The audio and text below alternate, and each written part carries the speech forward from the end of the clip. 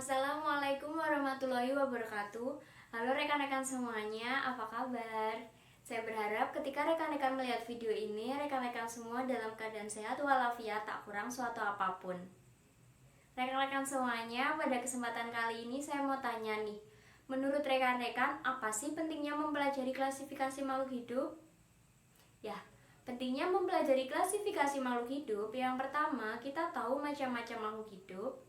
Yang kedua, kita tahu hubungan kekerabatannya.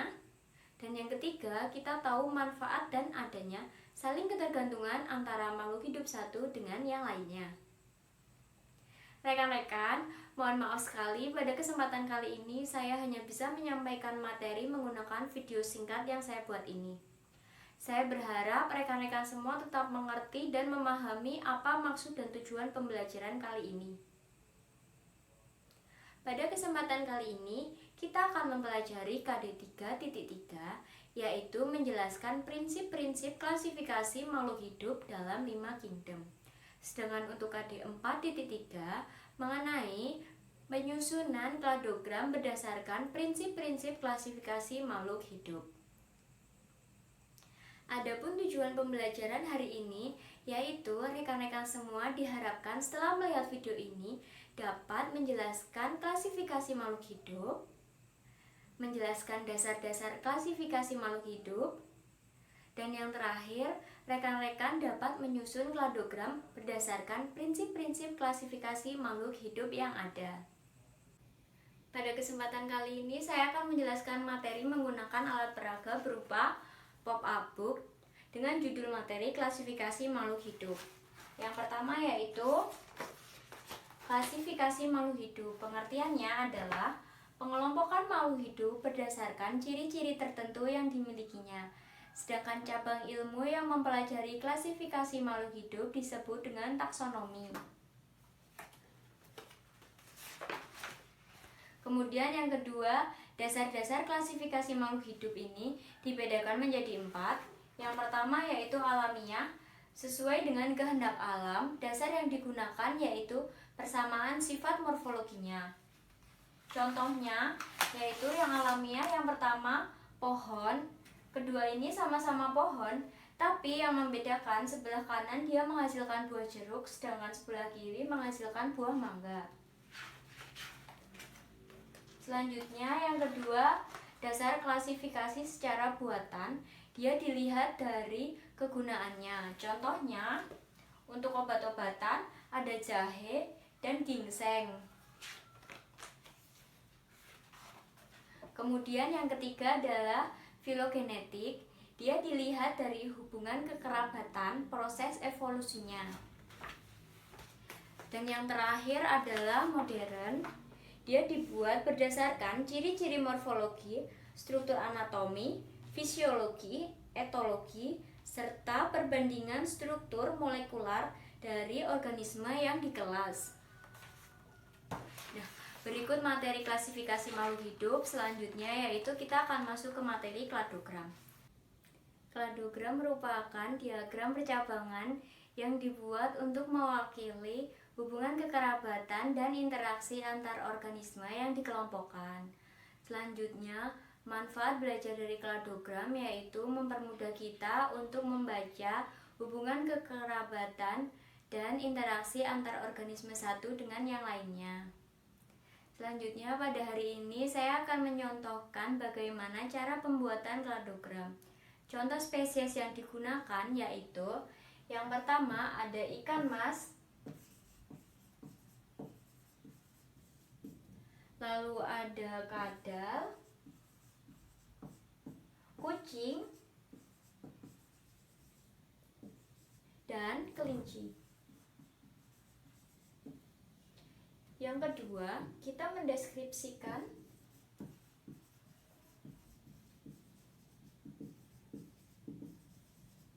karakteristik dari keempat hewan ini.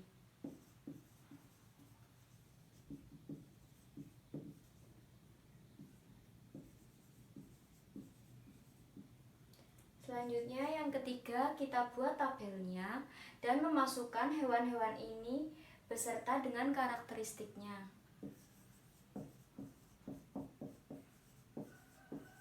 Tabel ini dinamakan dengan tabel karakteristik.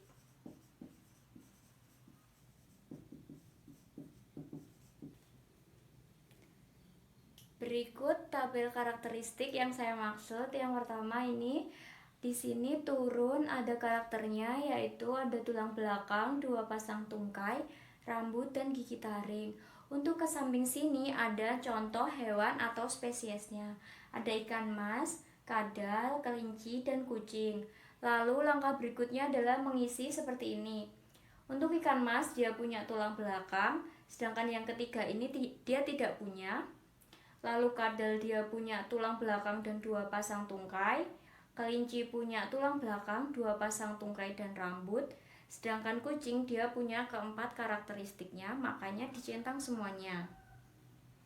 Selanjutnya yang keempat yaitu setelah membuat tabel karakteristik, kita bisa membuat diagram Venn-nya.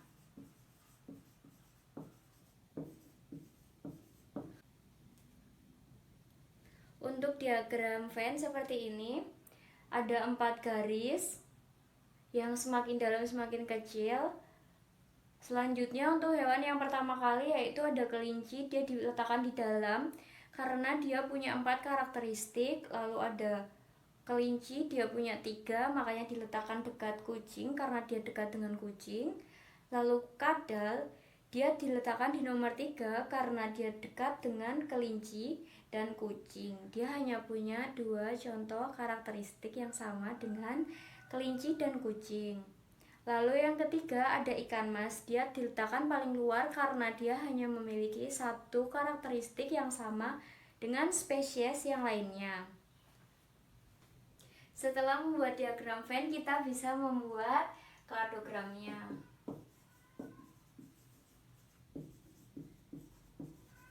Caranya yang pertama kita tarik garis seperti ini, diberi panah, 3 garis di atas untuk spesiesnya, 4 garis kecil untuk karakteristiknya. Yang pertama karakteristiknya ada tulang belakang, lalu ada 2 pasang tungkai, lalu ada rambut, dan yang terakhir ada gigi taring. Untuk mengisinya diisi yang paling luar seperti diagram Venn. Berarti yang paling luar di sini ada ikan mas. Lalu yang kedua ada kadal. Yang ketiga ada kelinci. Yang paling ujung di sini ada kucing.